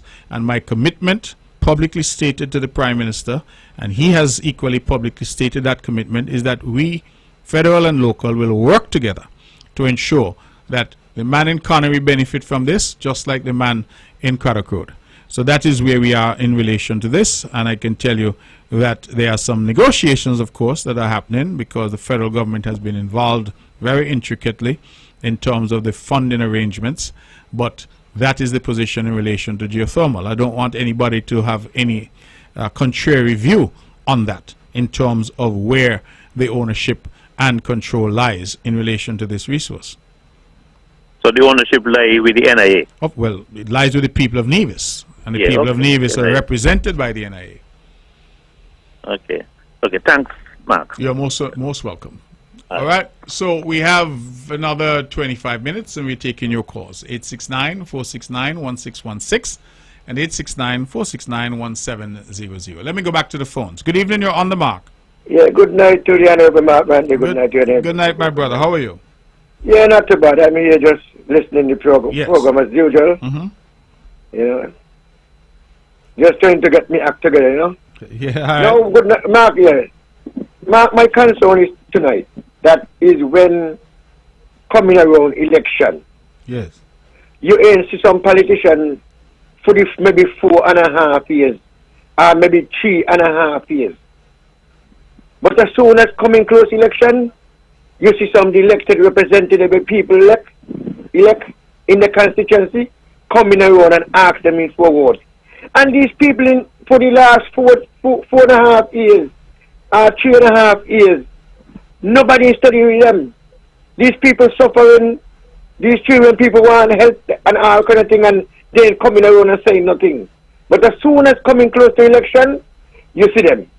Mark, I want to know, I never in news for an election yet, but I want to know if you are the same kind of intention and the same things, like these politicians down here think it's. Because it's for years these things happening. One politician, an exterior Mark, don't you think it is unfair?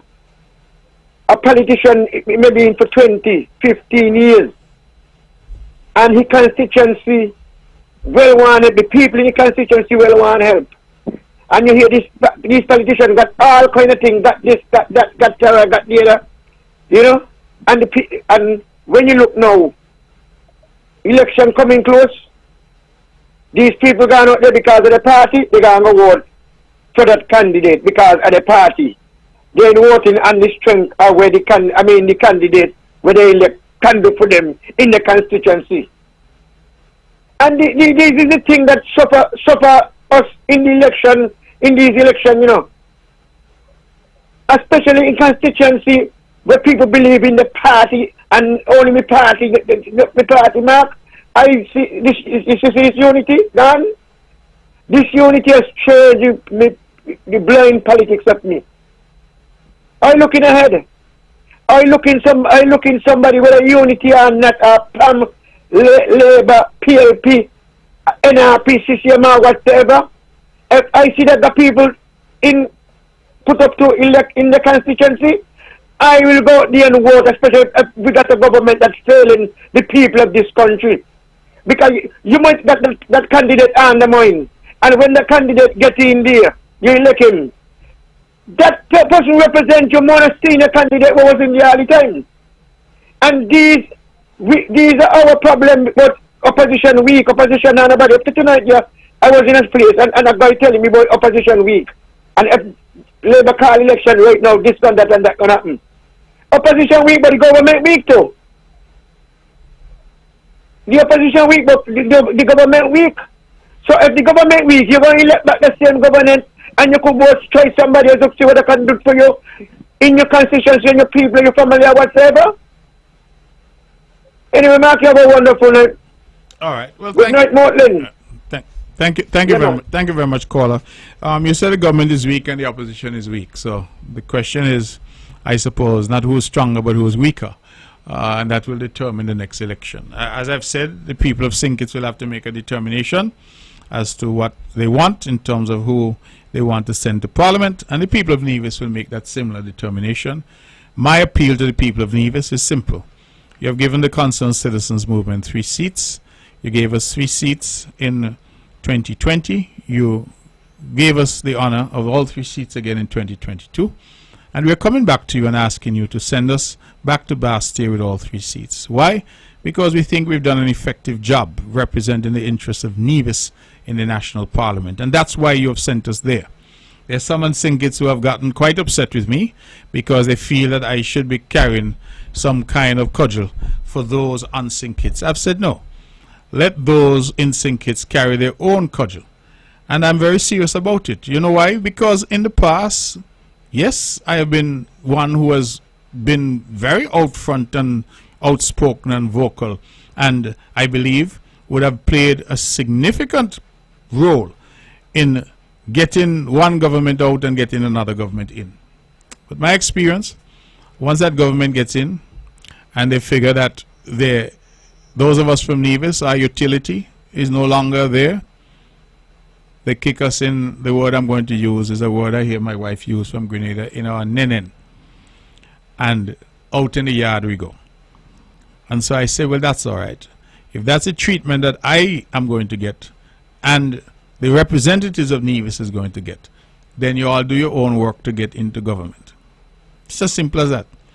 Don't ask me to ball out my chest, to take fishing boat, to come and do this and do that, to take case to the Privy Council and pay the lawyers. Don't ask me to do all that. No. You go ahead and do what you need to do, because you have demonstrated that you don't have any use for the people of Nevis and their representatives. And that's all that I'm said, because some people want me to fight the fight, you know. They want me to fight the fight. That is when, as they say in the Nevis, you're clearing ground for monkey to run on. You must go out and do the work. You must clear the ground, then the monkey come and run. Those days are over. I am focused on saying to the people of Nevis that the Concerned Citizens Movement is the best team for them. And I think that people know that as well.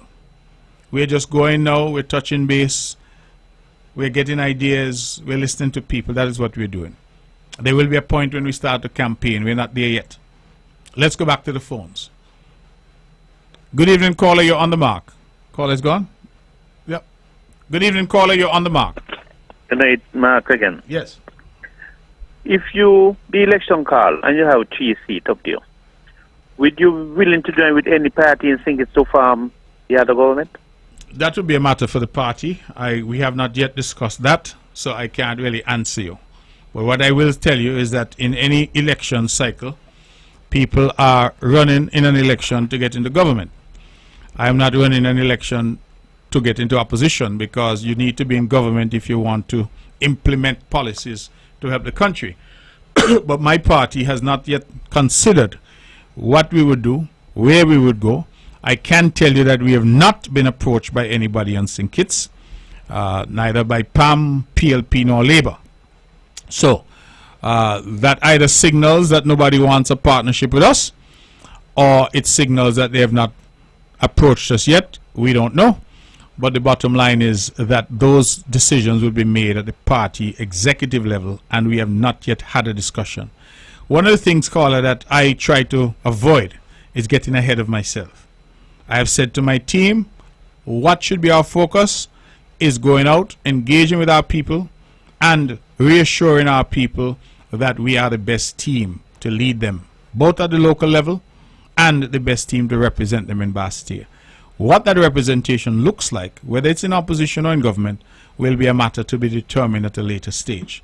So ask me that question closer to an election. I may have an answer for you then, but as of tonight, I do not have an answer for you, because we have not yet taken a decision at an executive level.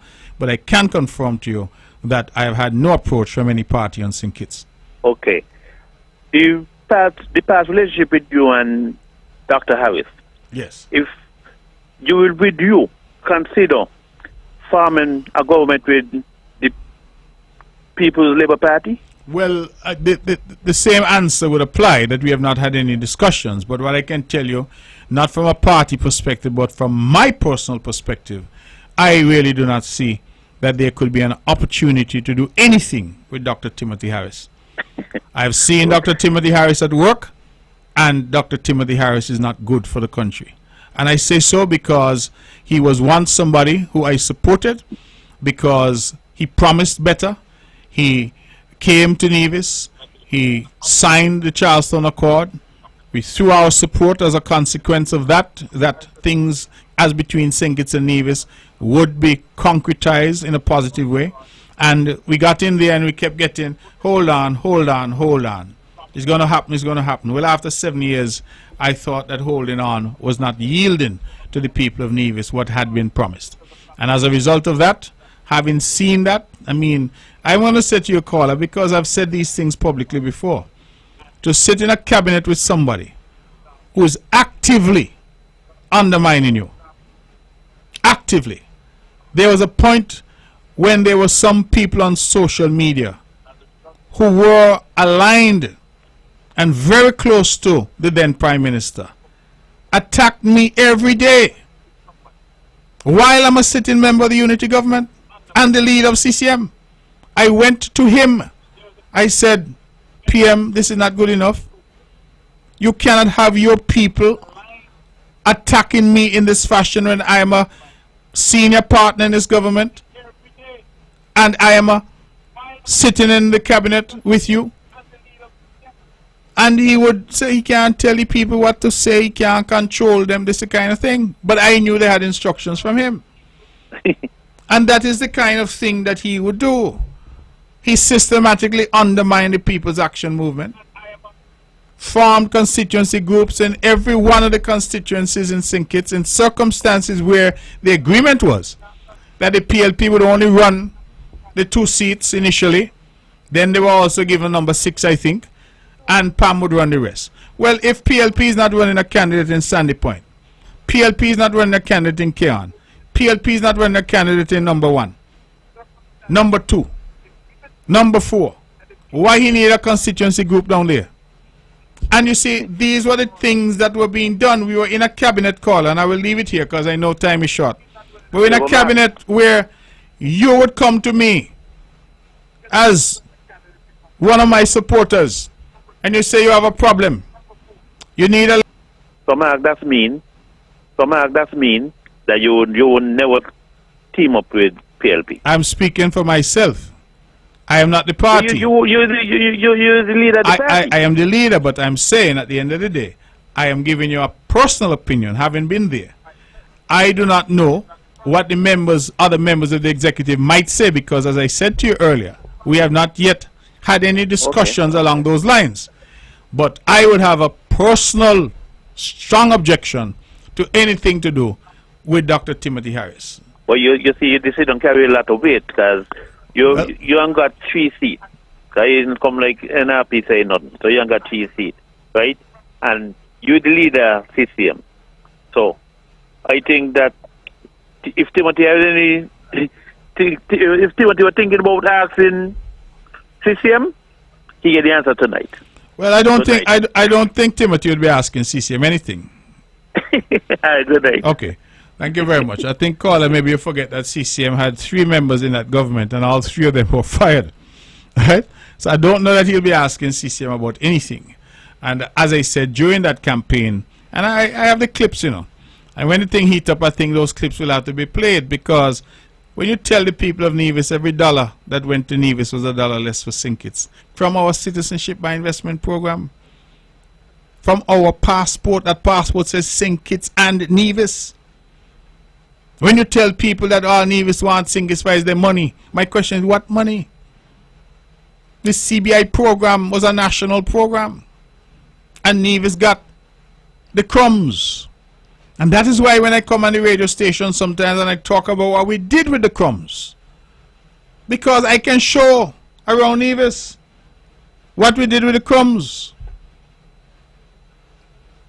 You cannot see in St. Kitts what happened with the billions. Over $5 billion. You can't see what happened with it. And so, these are conversations, caller, that will have to be had. Let me take this call. We have 10 minutes left. Good evening, caller. You're on the mark. Mark, is a sad thing with what you just said, right? Yes. But my opinion, right, that I believe that one of the most helpful, apart from Dr. Simmons, Prime Minister, that really get into a unity government coming from a Labour Party and really look out for the people of this country. But it really sad for what used to take place. But I believe that Timothy, as the leader for unity, he was doing well for the people in the country. He was doing well with the housing roof program. And when the pandemic come, he created so much a thing that people could get help. As me as a livestock farmer, the cattle them was dying out with Doma. I lose 7 of them, and I get help from the unity government. And nothing is happening. We have a pandemic now. You only a little while over they really true. And you hear the Prime Minister to that about why this, why that, that's why this and that's why that. The whole world was closed down. And Dr. Harris has done well as the leader under the unity banner. And you know, listen, when election come again and people want to give party a chance or give him a chance with a unity government again, I ain't seen a problem with that. Because he has mean well. And he has do well for the poor and ordinary man in the country. Let me ask you something. And I'm asking you a sincere question. You have a country that collected billions of dollars in revenue Yes. from citizenship by investment. Mm. You say that Dr. Harris as a leader did well because he took care of people.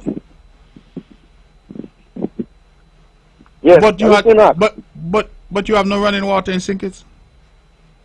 You have no electricity. Who know that running water in St. Kitts? Well, caller, I just saw a notice saying that the fire truck will be delivering water in a village in St. Kitts. That's far from the truth. Not the thing. Since Labour getting the fire truck in a headwater thing. Caller. In all fairness, I'm not here to defend Labour. But you can't suggest to me that the water problems in St. Kitts only developed since Labour got in. Mark, I tell you plain all the time, right? Listen me. I tell you plain, any administration get in, that water going to be a concern to any administration because project going down every day. Yes, different things and going on every if day. projects are going down every day and roads building every day, then they requires investment. And that's what sometimes when I hear the narrative, as I said, I'm trying to keep my mouth out of St. Kitts people things right now. Mark, but when I hear the narrative, you can't tell me that leadership was so great when leadership neglected the essentials that are required to run a country. You can't tell me that you get $5 billion and because you get a little something and somebody get a little something, that is okay that there's no investment in water, there's no investment in electricity, the basic fundamentals to run a country. Mark, remember the $5 billion not come from the $5 billion come from under the same Labour administration, you know. No, caller, I'm. $500 billion that come from under the unity administration. Like that. Caller, yes, money came under Labour, but I'm telling you that the most money that ever flowed into St. Kitts and Nevis from CBI came between 2015 and 2022. The numbers are there. Well, I could see where the money do. Why you think the money did? The money has done a lot for the country at least for the 70 years. I'm asking you why you think the money did. The Island Main Road. Yes. The Island Main Road. The pier. The money. We're calling. Let me correct that. The money didn't do the pier because that was borrowed. They borrowed money to do the pier. Well, listen, that is a backup F. That is a backup F. The company them fail with the bank or whatever. The CBI was a backup for that. Okay, but I just wanted to make the record clear. That's all. Yes, go ahead. So you said the Island Main Road, the pier that was built with funds from National Bank and Social Security. What else? What the airport? Well, people get money to put on the roof. The whole. I think even people was overseas that the bad roof they get. Up to a lady tell me that. Thank God for unity, because if no unity, she would not get she also fixed. Okay. Yeah, and any government going to think about the poor people in this country who want help. Well, I believe that's the government, the people, I'm supposed to look onto. So the poor people now want to wash their skin and flush the toilet. Man, people now wash their skin. We listen to the unity. We don't know the problem with the water. Water, I tell you, water will be a priority for things. Water is a problem all the time. Okay. All right, and before you go, up to the I listened to the Honorable Canvas Maynard, and he was talking about water. And the more they talk about water, the more things do thing. The more they talk about water, the more things happen. Because they tell so much lie, it look like he backfiring on the country, people of the country, and backfiring on, whatsoever. Okay. You can't go and make things look good and nothing go so. And these are the things that tell people, stop let people fool them and listen to them, listen to politicians. That's where we are suffer. Okay, my brother. Because, yes. Yeah. But I tell you, you always doing well with the unity Prime Minister leadership of Dr. Harris. I say he must be the Prime Minister because Dr. Harris, anyway, was a politics as far as I'm concerned. But I mean that he did well. With under a unity banner, he has done well for poor people, and I will never stop saying so. Okay. Oh, you have a wonderful night. God bless. Thank you very much. And I think this is this is where sometimes we should have a debate in the country, because some people say that the leader has done well because there were a lot of giveaways. And so I have $1 million. I can decide, well, let me give everybody $100. Or I can decide, let me invest in infrastructure that is critical. Let me make sure Skellig have engines so that they could generate power for the people of St. Kitts and it's reliable. Let me make sure that water department has what it needs. Storage, distribution, new water. Let me make sure of those things. But that didn't happen. So the question is, how do we really rate development and rate leadership insofar as development is concerned? Let me go back to the phones. Caller, good evening. We have about... No, we've missed it, caller. Caller, I'm so sorry. So it's a legitimate debate to have in the country. And I think ultimately that's what elections are about. You're going to have that debate. Because you may think that this is great because you get something for free. Let me take this call. Caller, good evening. You're on the mark. Yeah, Brantley. Yes. Country running slow, boy. No excitement, no buzz, no energy in the country.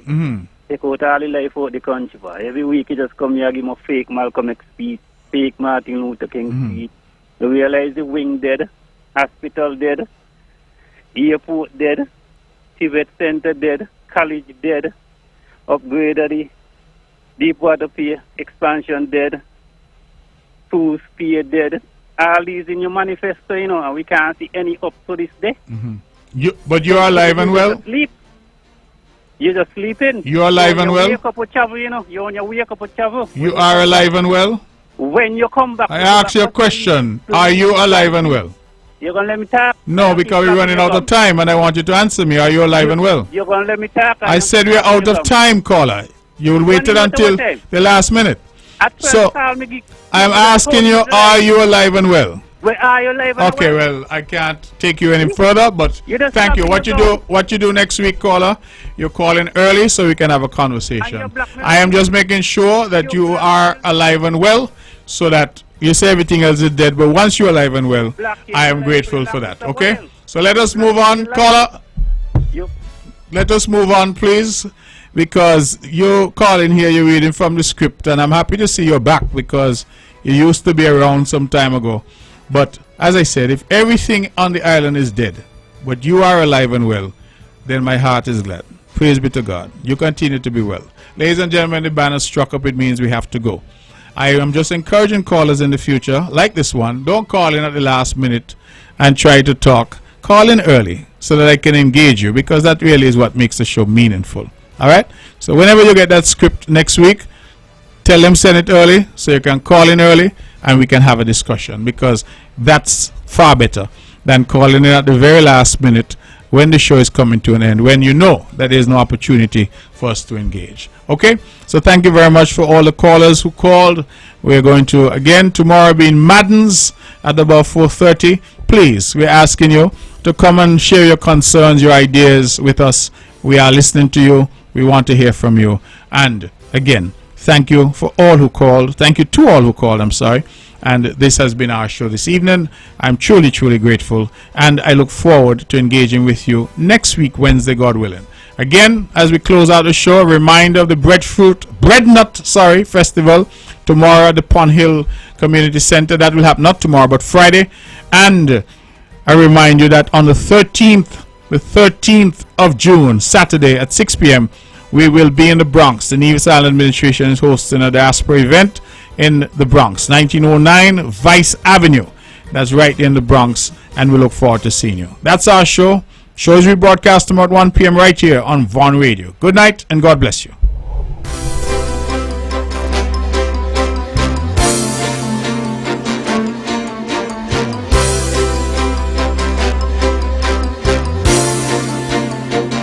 The views and opinions expressed on the preceding program were solely those of the participants and do not necessarily reflect the views of the Nevis broadcast.